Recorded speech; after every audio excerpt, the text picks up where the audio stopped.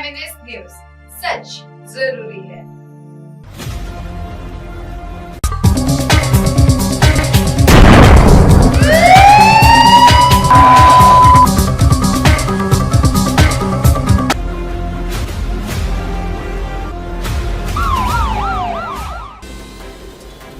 नमस्कार, मैं कंचन MNS news live में आप सभी का स्वागत करती हूँ। आइए देखते हैं देश की दशा और दिशा। जी हाँ दोस्तों, जैसा आप सभी को पता है, हमारे इस स्पेशल पॉलिटिक्स प्रोग्राम में हम आपको देश दुनिया की राजनीति और हाल समाचार बताते हैं।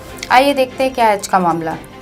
बेरोजगारी, महंगाई और सांप्रदायिकता। जी हाँ, देश की सबसे बड़े बयान पर TRS-MLC ने समस्या PM मोदी के परिवारवाद किया पलटवार।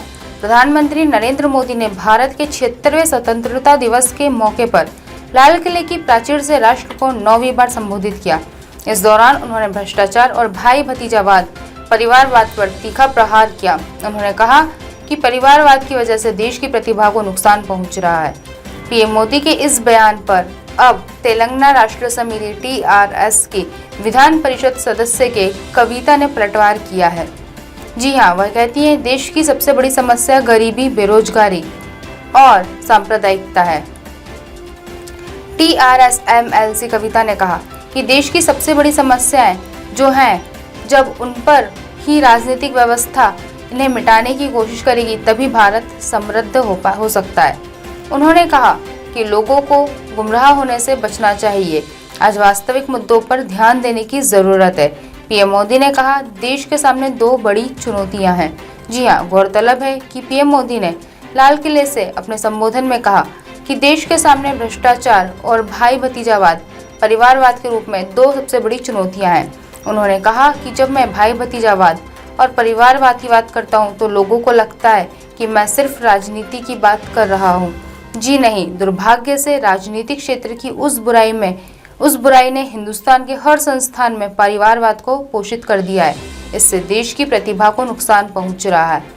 दीमक की तरह देश को खोखला करती जा रही है भ्रष्टाचार। PM मोदी, प्रधानमंत्री ने भ्रष्टाचार पर भी तीखा प्रहार किया है और कहा कि आज भ्रष्टाचार दीमक की तरह देश को खोखला कर रहा है।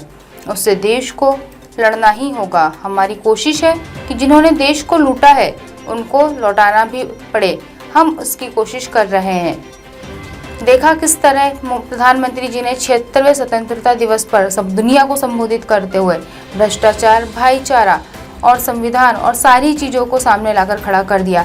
कभी तो मोदी जी राजनीति पर भी आकर बात कीजिए, क्योंकि देश से गरीबी मिटाना है, ना कि सांप्रदायिकता, बेरोजगारी, महंगाई। ये तो उसके अहम मुद्दे हैं, हमारे देश के अहम मुद्दे हैं बेरोजगारी, महंगाई और सांप्रदायिकता।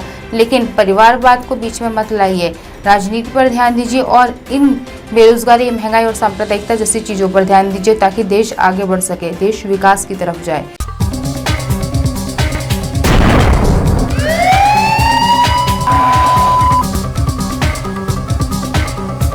इलाज के लिए 7 दिन के बच्चे को लेकर घर से निकला पिता, फिर बीच रास्ते में कर दिया दफन। बांदा में पिता ने 7 दिन के बेटे को बिना किसी को बताए दफन कर दिया। पुलिस को उसने बताया कि वह बेटे को इलाज के लिए अस्पताल लेकर जा रहा था।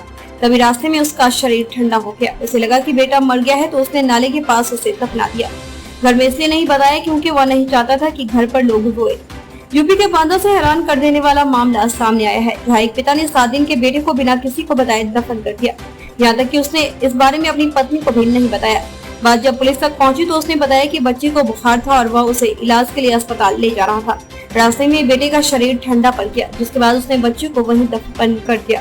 तो उसने कहा कि वह नहीं चाहता था कि घर का माहौल गंभीर हो, इसलिए उसने इस बारे में किसी को नहीं बताया। पिता की इस हरकत के बाद इलाके में हड़कंप मच गया है। पुलिस ने नवजात शिशु का शव बरामद कर लिया है। फिलहाल पुलिस मामले की जाँच कर रही है और सच्चाई का पता लगाने की कोशिश कर रही है। मामला नरेनी थाना क्षेत्र के सराय जदीद गांव का है। यहाँ रहने वाली मैना नामक महिला ने 7 दिन पहले बेटे को जन्म दिया, लेकिन बच्चा पैदा होते ही बीमार पड़ गया, जिसका इलाज करवाने के लिए पिता जलालुद्दीन उसे अस्पताल लेकर जाने लगे। पुलिस को दिए बयान में जलालुद्दीन ने बताया कि बच्चे का शरीर रास्ते में ही ठंडा पड़ गया, जिसके बाद उसने उसे मरा हुआ समझकर खेतों में नाली के पास दफन कर लिया, लेकिन उसने इस बारे में किसी को नहीं बताया। जब वह घर पहुंचा तो पत्नी उससे बच्चे के बारे में पूछने लगी, लेकिन वह कोई जवाब नहीं दे पाया। मैना खुद ही बच्चे को यहाँ वहाँ ढूंढने लगी, लेकिन उसे कहीं भी नहीं मिला। इसी बीच उनके घर के पास भीड़ एकत्रित हो गई। सभी जलालुद्दीन से पूछने लगे कि उसने बच्चे को कहाँ रखा है, लेकिन वह तब भी चुप रहा। लोगों को उस पर शक हुआ तो पुलिस को सूचना दी गई। मरा हुआ समझकर बच्ची को दफनाया। सूचना मिलते ही पुलिस मौके पर पहुंची और जलालुद्दीन से सख्ती से पूछताछ की। थोड़ी ही देर में वह टूट गया और उसने पूरी घटना पुलिस को बताई। उसने बताया कि उसे लगा कि बच्चा का शरीर ठंडा पड़ गया है तो वह मर गया होगा, इसलिए उसने नाले के पास उसे दफना दिया। पुलिस तुरंत उस जगह पहुंची और बच्चे को बाहर निकाला। उसे अस्पताल लेकर जाया गया, लेकिन डॉक्टरों ने बच्चे को मृत घोषित कर दिया। पोस्टमार्टम के लिए भेजा बच्चे का शव। उधर बच्चे की मां के मुताबिक उसने पति से बीमार बच्चे को इलाज के लिए ले जाने को कहा था, क्योंकि उसको भी बुखार था, लेकिन वह बच्चे को डॉक्टर के पास नहीं ले गया और सुबह देखा तो बच्चा गायब था। गांव वालों के मुताबिक जलालुद्दीन मानसिक रूप से कमजोर है। जलालुद्दीन ने पुलिस को बताया, घर में लोग रोने पीटने न लगे, इसलिए मैंने बिना किसी को बताए बच्चे को दफना दिया। वही बांदा के एसपी लक्ष्मी निवास मिश्रा ने बताया कि पुलिस ने बच्चे का शव पोस्टमार्टम के लिए भिजवा दिया है। रिपोर्ट आने पर आगे की कार्रवाई की जाएगी।